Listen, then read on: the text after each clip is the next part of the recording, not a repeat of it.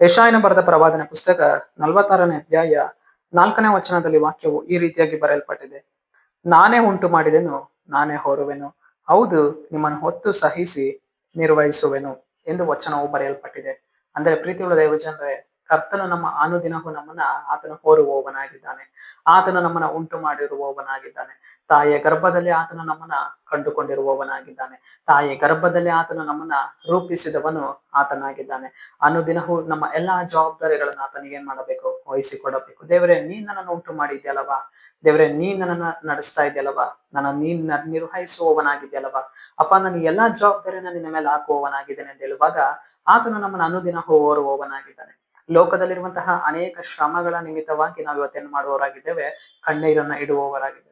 ಒಂದು ಪರಿಸ್ಥಿತಿಗಳನ್ನು ನೋಡಿ ಕಣ್ಣೀರಿಡುವವರಾಗಿದ್ದೇವೆ. ನಮ್ಮ ಜೀವಿತದಲ್ಲಿರುವ ಕಷ್ಟಗಳನ್ನು ನೋಡಿ ನಾವು ಬಾಧಿಸಲ್ಪಡುವವರಾಗಿದ್ದೇವೆ. ನಮ್ಮ ಜೀವಿತದಲ್ಲಿರುವಂತಹ ರೋಗಗಳನ್ನು ನೋಡಿ ಇವತ್ತು ಕಣ್ಣೀರನ್ನ ಇಡುವವರಾಗಿದ್ದೇವೆ. ಆದರೆ ಪ್ರೀತಿಯುಳ್ಳ ದೈವಜನರೇ, ಕರ್ತನು ನಮ್ಮನ್ನ ನಡೆಸುವವನಾಗಿದ್ದಾನೆ. ಯಾಕೆಂದರೆ ಆತನ ಹಸ್ತವು ನಮ್ಮನ್ನ ಬಲಪಡಿಸುವಂತದಾಗಿದೆ.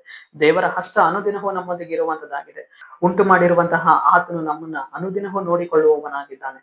ಆತನು ನಮ್ಮ ಹಗಲು ಹೊತ್ತಿನಲ್ಲಿ ಮೇಘ ಸ್ತಂಭವಾಗಿದ್ದುಕೊಂಡು, ಈ ഇരുಳು ಹೊತ್ತಿನಲ್ಲಿ ಅಗ್ನಿ ಸ್ತಂಭವಾಗಿದ್ದುಕೊಂಡು ಆತನು ನಮ್ಮನ್ನ ನಡೆಸುವವನಾಗಿದ್ದಾನೆ.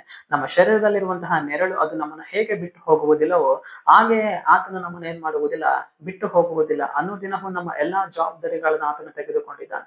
ನಮ್ಮ ಜೀವಿತದಲ್ಲಿರುವಂತಹ ರೋಗಗಳನ್ನ ಆತನು ನೋಡಿದ್ದಾನೆ. ನಮ್ಮ ಕಣ್ಣೀರಿನ ಪರಿಸ್ಥಿತಿಗಳಲ್ಲಿ ನಾವು ಒಬ್ಬಂಟಿಗರಾಗಿ ನಡೆದು ಹೋಗುವುದನ್ನು ಆತನು ನೋಡಿದ್ದಾನೆ. ಆತನು ಕ್ರೂಜೆಯ ಮೇಲೆ ಆತನು ನಮಗಾಗಿ ಆತನೇನಾಗಿದ್ದಾನೆ? ರಕ್ತವನ್ನ ಸುರಿಸಿದ್ದಾನೆ. ಪ್ರೀತಿಯುಳ್ಳ ದೈವಜನರೇ, ಕರ್ತನು ನಮ್ಮೊಂದಿಗೆ ಇರುವುದರಿಂದ ನಾವು ಇವತ್ತೇನ್ ಮಾಡುವಂಥದ್ದು ಬೇಡ? ಭಯಪಡುವಂಥದ್ದು ಬೇಡ. ಉಂಟು ಮಾಡಿರುವಂಥದ್ದು ಆತನು ನಡೆಸುವವನಾಗಿದ್ದಾನೆ. ಸರಿ, ನಾವು ಪ್ರಾರ್ಥಿಸಿಕೊಳ್ಳೋಣ. ಅಪ್ಪ ಕರ್ತನೆ, ನಿನಗೆ ಸ್ತೋತ್ರ ಸ್ವಾಮಿ. ಈ ಮುಂಜಾನೆ ವೇಳೆಯಲ್ಲಿ ದೇವರೇ, ಈ ವಾಕ್ಯ ಭಾಗ ಸಂದೇಶವನ್ನ ನೋಡುವ ಜನಗಳನ್ನ ಸಂಧಿಸು. ಕರ್ತನೆ, ನಿನ್ನ ಜನರ ಜೀವಿತದಲ್ಲಿ ನಿನ್ನ ಕಾರ್ಯವನ್ನ ಮಾಡಿ ಅಪ್ಪ, ನಿನ್ನ ಜನರನ್ನು ಹೊತ್ತು ನಡೆಸುವುದಕ್ಕಾಗಿ ಸ್ತೋತ್ರ, ಸಹಿಸುವುದಕ್ಕಾಗಿ ಸ್ತೋತ್ರ, ನಿರ್ವಹಿಸುವುದಕ್ಕಾಗಿ ಸ್ತೋತ್ರ. ನಜರೇತಿನ ಯೇಸುವಿನ ನಾಮದಲ್ಲಿ ಕರ್ತನೆ, ಆಮೆನ್, ಆಮೆನ್.